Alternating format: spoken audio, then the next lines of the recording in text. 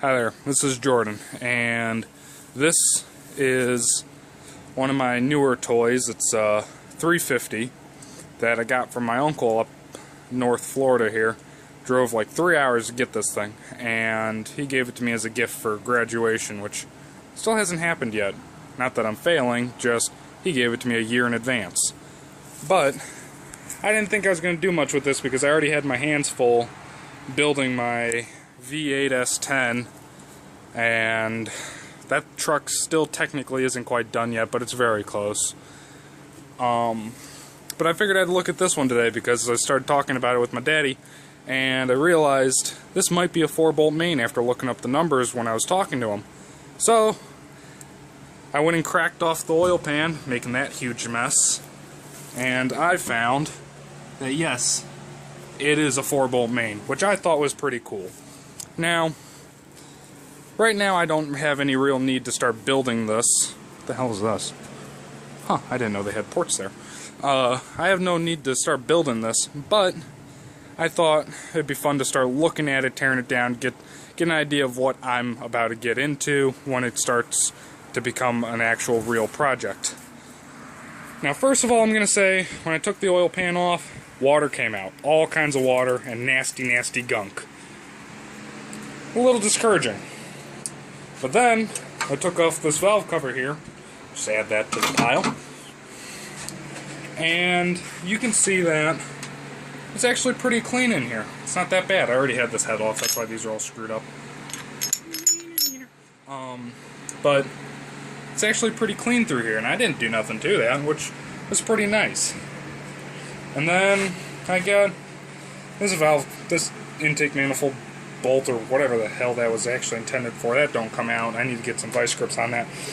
But then I got the intake all taken off because I wanted to see underneath here. And it's pretty clean. It's not amazing, but it's not junk. Honestly, the engine that's in my truck started off dirtier. So I think this is reasonable. And I got the other valve cover off. We look through here, you can see some of that water still standing from inside the oil. Real gross stuff. That's really disappointed me seeing that water in there, but I still think that we can go further. Now, I already took this head off, and I kind of know what's going on because of this. And I haven't taken the other side off, but only this side. So you'll get to see a little bit with me on how the other side looks, but I've already seen this side, and I'm going to say it's not promising, but I think it's savable. Okay, so I took that cylinder head off there, and already you can see these are not clean. They are very dirty and disgusting. Which, the rust on it, it's thin, but it exists. Maybe could be honed out, but honestly I think I'd actually get this machined because I want it to be nice. This piston, this is only the second engine I've looked at, and this is the first time I've ever seen this. Or, actually, this is like the third or fourth head I've ever cracked off an engine. But this is the first time I've ever seen this, where the piston is actually like 8 away at the top here. Like, it's completely trashed. It needs new pistons. Down in there, it's hard to see, but it looks just as junky. But this bore looks to be about the best condition, maybe this one, on this side of the block. This one, real bad. I don't know what the hell got in there, but it's real gross. And then all along the top of the bore here, that rust is kind of bulgy. I think it'll scuff out, but probably need to get it honed just because of that. Which, kind of wanted to do anyways because I want this engine to be good. Now, being a 4-bolt main, there's a couple things you can use this engine in, racing applications and so on. And it'll be a little stronger than your 2-bolt mains, but I personally think what I'm going to end up using this for is putting it into one of my soon-to-be-bought trucks that I'm looking into buying in the near future. Some type of full-size Chevy, hopefully 4x4 I can settle without. Suburban or just full-size Chevy truck, and I would use that as my work truck. And this would be a great engine to put in there, being that it's got the 4-bolt main, clean it up real good, give it some nice heads, intake manifold, nice carburetor, tune it so that I can get some good MPG, low-end torque, and use it for pulling trailers and moving crap around and just that kind of stuff. And I figured I'd name this project Workhorse. Project Workhorse. So I don't know how well that name's gonna stick, but I like it. And I still gotta pull off that other head, so let me put the phone down. I'll get that head off and I'll show you guys what I find. Okay, so I got the other head off and I started looking in here. This one looks way better than the other side. This bore here is like practically perfect. It's smooth, it's clean, it's no real lip on the edge there. This bore, tiny bit of rust on the bottom there, but it looks like a little Scotch Brite will take that right off, no problem.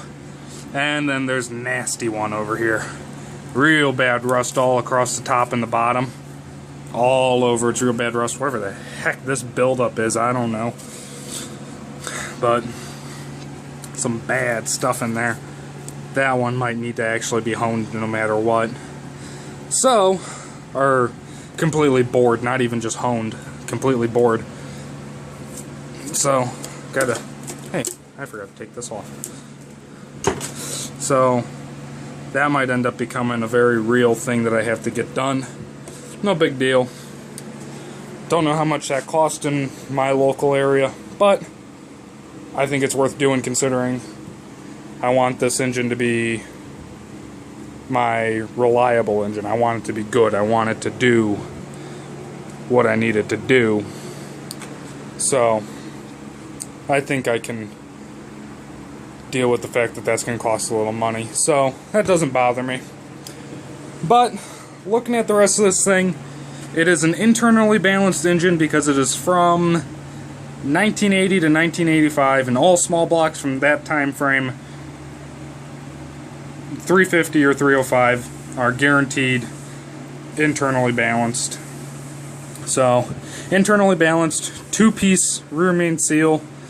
Got an oil pump that was submerged in crappy water for a while. I'm going to have to replace that no matter what. I'll go high volume on it this time around because why not? I got redo this. Hey, look, I still have the push rod for the mechanical pump. My last engine didn't come with that. Random bolt in the front there. I don't know what the hell that's about. This thing got painted right over top of its spots for gaskets for the water pump. I got my harmonic balancer, which is nice, but I still probably will end up replacing that with something brand new that has like new rubber so that I don't end up having this thing detonate on me going down the road. I do need to buy a new flex plate for this, but luckily you could get those for as cheap as like 25 bucks. But I've heard that those aren't that good, and then there's more for like 50 bucks or even like $30, and those are supposed to be pretty nice, and you can even get them certified at a low price like that. So that'd be good. I think I'm going to do that. But that pretty much concludes the introduction to my newest project, Workhorse. And when I get this thing up on the stand that's hiding in the corner there, I gotta clean my shed. This is my workspace, my shed here. This is what my mommy said I was allowed to use. So I gotta clean this thing up and get to using it. But once I get it on the stand over there, I'll take out the pistons to the best of my abilities, see what's up with all of those, and hopefully we can get some more promising news out of some of that stuff, like maybe the bearings don't look burnt or anything. But I will definitely record when I take all that crap off too. And that's pretty much all that's pretty much it for the intro on Project Workhorse here. Thanks for watching. Like, subscribe, all the other random YouTube crap that everybody else says. Hope you enjoy this little series, and videos are going to be very far between because honestly right now I have no money and I don't even have a truck to put this in yet, so there's no real point behind me getting too deep into this project too soon. So yeah, so thanks for watching.